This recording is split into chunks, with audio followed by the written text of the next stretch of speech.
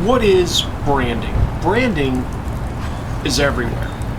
Branding is identifying your product for the consumer and building a message around that brand. It could stand for consistency, or it could be there to differentiate you from your competitor. There's a nearly overwhelming amount of brands out there today, all competing for your time and money. Sometimes there's even co-branding going on.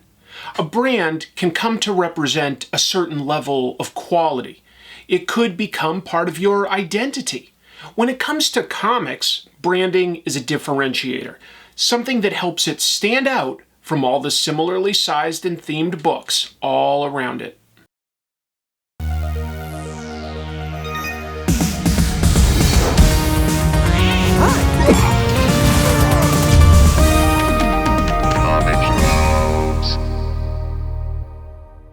Hello, welcome to Comic Tropes. I'm your host, Chris. For over 30 years, Marvel Comics had one of the most iconic branding initiatives in comics by using corner box art of their most popular characters. You could count on finding that in the upper left-hand corner. But who created that? That was Steve Ditko.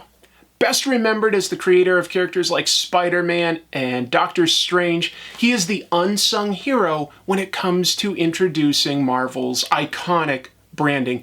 And that was around for a long time, but it's not around anymore. So there's a good chance that if you think Nirvana was a band that your grandparents listened to, you may not be fully aware of what this corner box art that I'm talking about is. It's a niche within comic book history, but it's what we're going to focus on today. How it was created, some of the best examples, and why did it ever go away if it was so great? Anyway, I am now going to do one of the things that a commenter says is the most obnoxious thing I could possibly do. I'm going to ask you to consider hitting like and subscribe. And without any further ado, let's get into it. The first corner box art on comics came from a publisher looking to keep their sales up. National periodicals published Action Comics. The first issue debuted Superman, terrifying car owners everywhere, and capturing the minds and nickels of kids in the late 1930s. However, Action Comics was an anthology title, and the publisher would sometimes have other characters on the covers. These characters did not sell the comics. People wanted Superman. The publisher took a half measure by putting a little Superman in the upper left-hand corner, beginning with issue 16 in September of 1939, letting readers know that this was the comic that they'd find Superman in. Several months later, they added the same idea to Detective Comics number 38 using Batman. Batman was part of that upper box art through issue 142 over 8 years later. Superman stayed even longer, appearing on the top corner of most issues through issue 464 in October of 1976. This made sense for the popular anthology titles. They were sold on newsstands primarily, and depending on how they were organized, you'd sometimes see the top third of the book where you'd see a magazine, pulp, or comic title. Other times, issues were so stacked up that you may only see the upper left-hand corner. That's not much to go on, and out of necessity, most comics began putting their brand, issue number, and cost in that corner. This was the case for early publishers like Fawcett, Timely, Charlton, Archie, EC Comics, and many more. But what if that valuable real estate could be used more efficiently?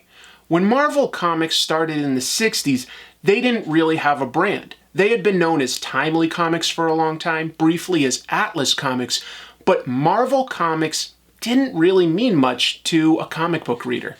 If you take a look at the covers for early comics by Marvel like Fantastic Four number 1 or Amazing Fantasy number 15, you have to look really closely to find a tiny MC that served as the publisher's brand.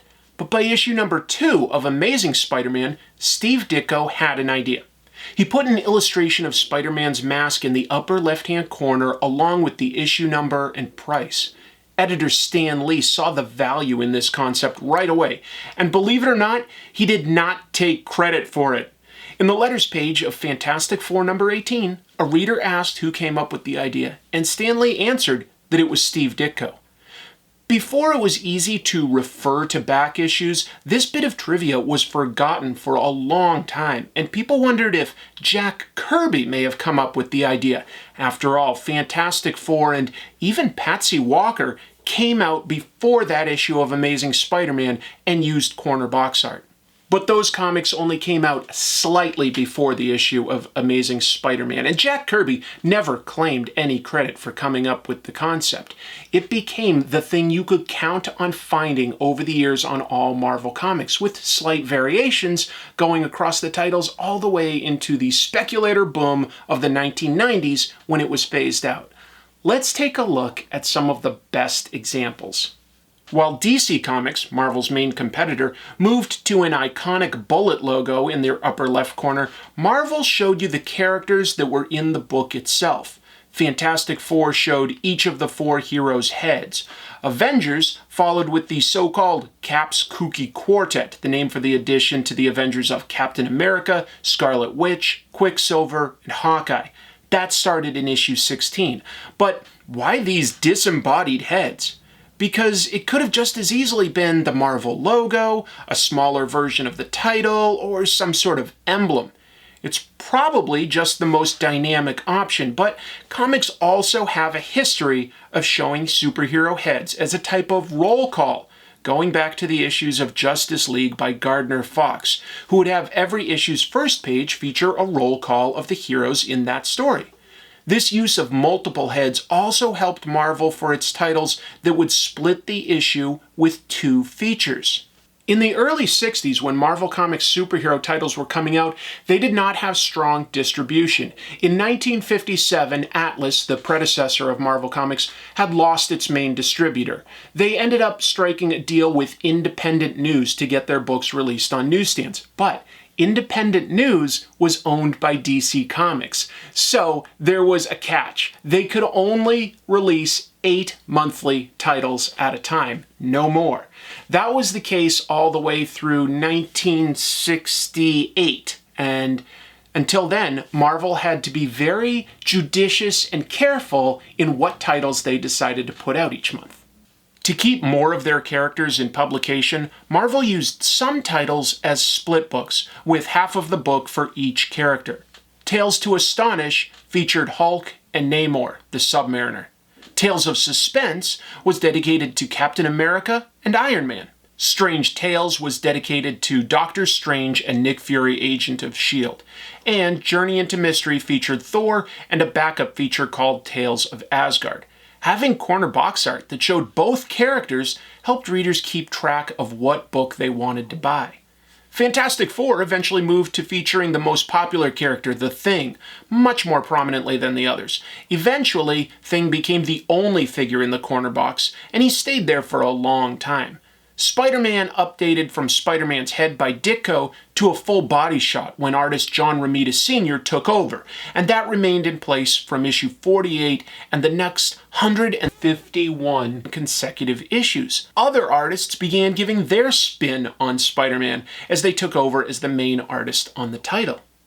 In Avengers 93 from November of 1971, artist Neil Adams replaced the Avengers' heads with the Vision, a character who was a steadfast Avengers member who didn't have his own title like Iron Man or Captain America did. In issue 153, the figure was updated to Vision phasing through the Avengers title itself. That remained in place until issue 185, when John Byrne brought back the heads of whichever Avengers were in the issues he illustrated. And that remained in place for nearly 200 issues, and most of the heads were illustrated by Byrne, even after he left the title. Byrne did the same thing for X-Men when he drew that book as part of writer Chris Claremont's epic run. By the 80s, Marvel had been using that corner box art of their characters for nearly 2 decades, and it definitely became synonymous with their brand. It became something you could count on. So let's take a look at some of the best innovations and the coolest variations. Frank Miller's acclaimed Daredevil run, especially its Born Again storyline, featured thematically related illustrations of Daredevil himself in different poses. In Captain America, when Steve Rogers was forced to step down from his role, the corner box art featured President Abe Lincoln shedding a solemn tear. Over in Thor, Walt Simonson's epic run featured all sorts of key characters, costumes, and objects related to the story itself. Bill Sienkiewicz is a versatile and impressionistic artist who created moody new corner box art pieces for New Mutants that keyed into their teenage angst that was at the core of the title.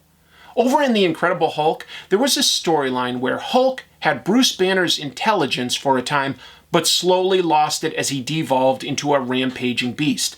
Artist Al Milgrom cleverly created a flipbook series of corner box art pieces for issues 292 through 300, showing Hulk rapidly changing. It looks fantastic now, but of course it was subtle enough that not every reader noticed over the course of more than half a year when it was coming out new. These are just some of the cool miniature art pieces that helped brand Marvel Comics over their first several decades. Artists and colorists seem to have fun experimenting or pushing themselves to create something iconic, a great personal challenge that tends to inspire creativity. Now let me take a moment to grab some random comics so that we can compare some branding. This is iconic, this one a little less so. This one is downplayed quite a bit, and this is pretty similar. These days, the publisher logos are present, but it doesn't carry the same weight as the Marvel corner box art logos. In the early 90s, as comics were selling at an all-time high for their era, Marvel began phasing out the corner box art. Editor-in-Chief Bob Harras started with team books like X-Men and Avengers. They instead began to feature these computer-generated icons to represent the title. Somewhat similar were icons like this one for Ghost Rider. Spider-Man hung in longer than the rest, but Amazing Spider-Man number 403 in the middle of the infamous Clone Saga was the last to feature corner box art, in this case by artist Mark Bagley. That was the summer of 1995. After that, the Spider-Man titles also added a Spider-Man logo. The corner box art has returned intermittently over the years since then, but it has never been a consistent presence, especially after the 2000s. So why did such great branding get removed? Well, you gotta consider that by the 90s, almost all comic books were being sold to the direct market, comic book stores. Before that, they'd been sold to newsstands, they'd been stacked up a certain way, and having that corner real estate was valuable. But by the 90s, the publishers were shifting all of their focus to the direct market because, unlike the newsstand market, those comics couldn't be returned if they weren't sold. It's kind of short-sighted in retrospect, but it's a fact. Comics at the newsstand had to vie for shelf space and capture attention with their top third, corner, or spine. At comic book stores, they tended not to overlap and they got more breathing room, so it wasn't perceived as necessary to grab someone's attention with corner box art. By 2013, Marvel and DC had pulled out of the newsstand market completely. And as the readers who were dedicated to going to a comic book store could illustrate, readers began to care more about the creators listed on a title than the characters. That's why almost every comic lists the main creative team on the cover now. But even if the corner box art was no longer necessary to grab someone's attention, I do think that Marvel missed the trick by forgetting that it was considered an essential part of their brand. You could see that Marvel character and it would reinforce that this was a Marvel comic. You could argue that just Marvel by itself these days is stronger than ever before thanks to the films. But I personally miss the corner box art. As recently as the beginning of this month, superstar artist Mark Brooks tweeted that he would like to see a return of the corner box art, and maybe it's just nostalgia talking, but so would I. But I'd also love to hear what all of you think. Do you miss any of the corner box art? Do you think that there will ever be a return of corner box art by any publisher out there? Do you think that it's even necessary? I'd love to hear your thoughts in the comments below. And until I see you next time, keep reading comics.